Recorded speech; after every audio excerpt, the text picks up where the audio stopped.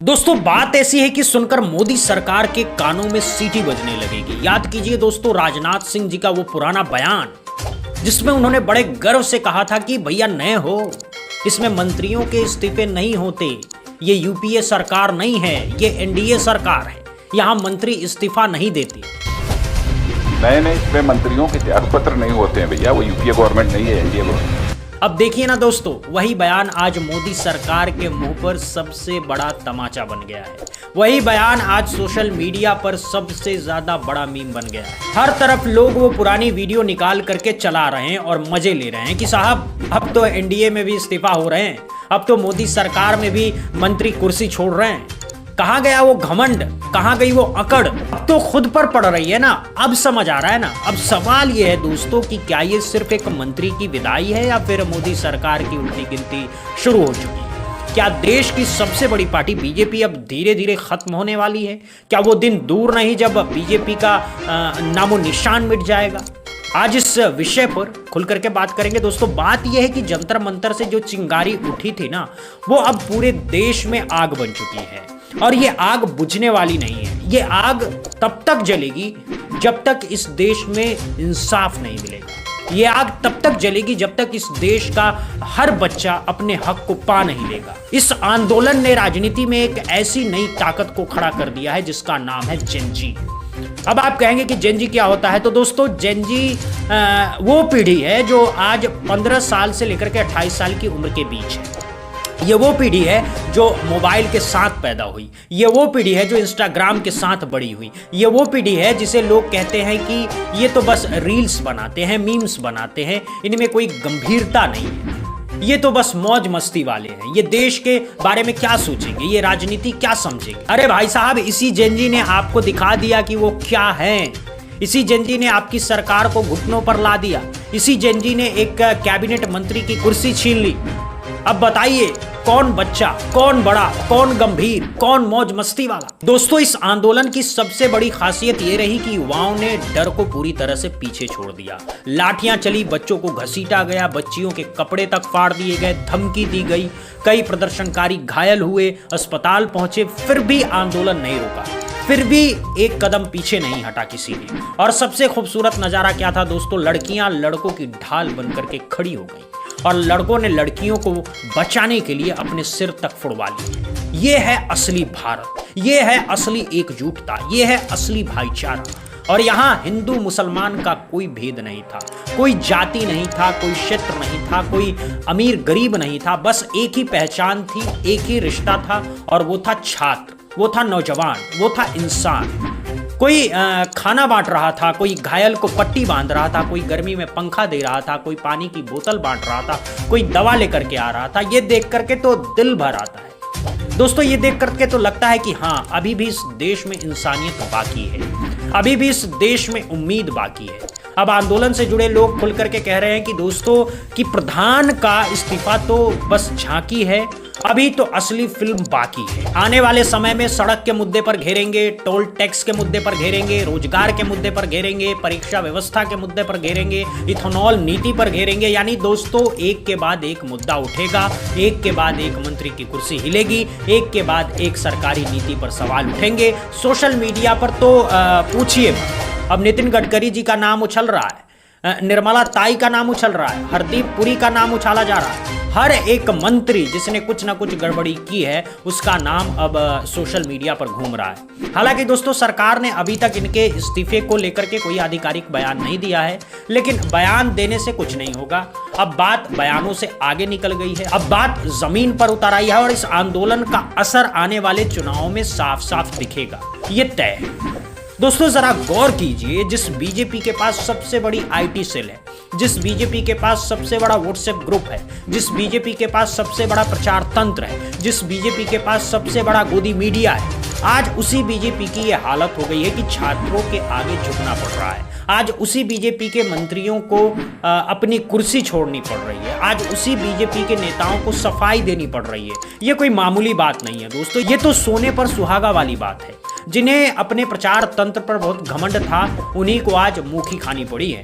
जो कहते थे हम अजेय हैं, आज उन्हीं को हार का सामना करना पड़ रहा है। आंदोलन के समर्थकों का दावा है दोस्तों कि जेनजी पहले उत्तर प्रदेश के आने वाले विधानसभा चुनाव में योगी सरकार को चुनौती देगी और फिर 2029 के लोकसभा चुनाव में प्रधानमंत्री मोदी को सत्ता से हटाने के लिए पूरी ताकत झोंक देगी। अब आप कहेंगे कि ये तो बड़े दावे हैं, क्या ये सच में हो पाएगा? तो दोस्तों मैं आपको बताता हूं कि क्यों ये मुमकिन है। देखिए, यूपी में अगले साल चुनाव होने हैं।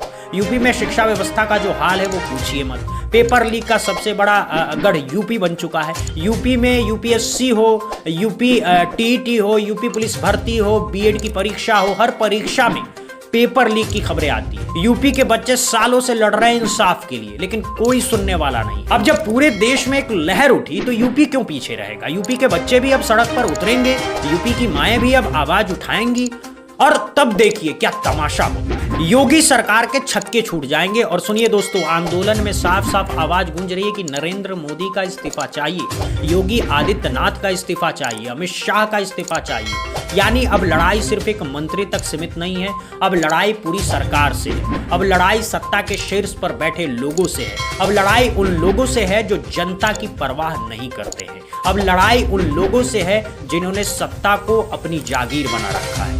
दोस्तों, युवाओं का संदेश बिल्कुल साफ है। पहले यूपी में सत्ता को चुनौती देंगे, फिर 2029 में दिल्ली की कुर्सी पर सीधा प्रहार करेंगे। अब सवाल यह है कि क्या ये सिर्फ सोशल मीडिया का जोश है? क्या ये सिर्फ हवाई बातें हैं? क्या ये सच में हो पाएगा? तो दोस्तों जरा एक बात सोचिए, जब जंतर मंतर पर आंदोलन शुरू हुआ था तब भी लोग यही कहते थे कि ये तो बस मौज मस्ती है, कुछ नहीं होगा, 2-4 दिन में सब भाग जाएंगे। लेकिन क्या हुआ?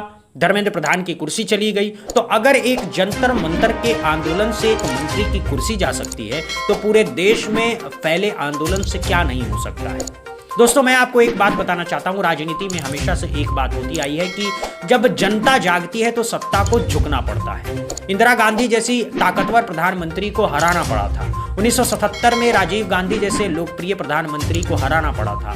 1989 में वाजपेयी जैसे अटल प्रधानमंत्री को हराना पड़ा था 2004 में। तो मोदी जी भी कोई अपवाद नहीं है। अगर जनता ने मन बना लिया तो कोई नहीं बच सकता।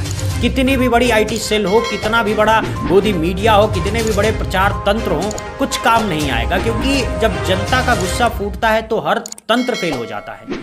अब बीजेपी को यह समझ लेना चाहिए दोस्तों, अब बीजेपी को अपनी अकड़ छोड़ देनी चाहिए। अब बीजेपी को जनता की बात सुननी चाहिए, वरना जो हर्ष दूसरी पार्टियों का हुआ था वही हर्ष इनका भी होगा। कोई इनको बचा नहीं पाएगा।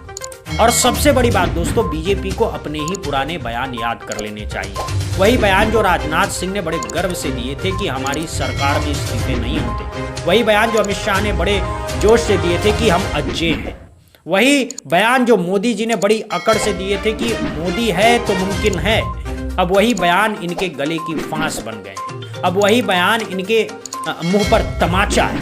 अब वही बयान सोशल मीडिया पर सबसे बड़े मीम्स हैं। दोस्तों जरा एक बात समझिए, कोई भी सरकार अज्जे नहीं है, कोई भी पार्टी अमर नहीं है। इतिहास में हर सत्ता का अंत हुआ है, हर साम्राज्य का पतन हुआ है।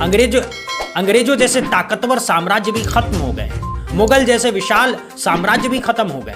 तो बीजेपी क्या चीज है? बीजेपी भी एक दिन खत्म होगी, बस समय की बात है। और लगता है वो समय अब ज्यादा दूर नहीं है। अब देखिए दोस्तों, जेनजी के पास एक अजीब सी ताकत है। वो ताकत है सोशल मीडिया की, वो ताकत है इंस्टाग्राम की, वो ताकत है यूट्यूब की, वो ताकत है ट्विटर की। इस पीढ़ी के पास कोई राजनीतिक पार्टी नहीं है, इस पीढ़ी के पास कोई विशाल संगठन नहीं है, लेकिन इनके पास मोबाइल है, इनके पास इंटरनेट है, इनके पास आवाज उठाने के हजारों तरीके हैं और ये अपनी बात को एक क्लिक में करोड़ों लोगों तक पहुंचा सकते हैं। यही तो असली ताकत है दोस्तों, यही तो नया लोकतंत्र है। यहाँ हर व्यक्ति एक मीडिया है, हर व्यक्ति एक रिपोर्टर है, हर व्यक्ति एक एक्टिविस्ट है और सरकार को अब इसी नई ताकत का सामना करना है। अब सरकार लाख कोशिश कर ले, लाख हथकंडे अपना ले, इस ताकत को नहीं दबा सकती, क्योंकि ये ताकत हवा में फैली हुई है।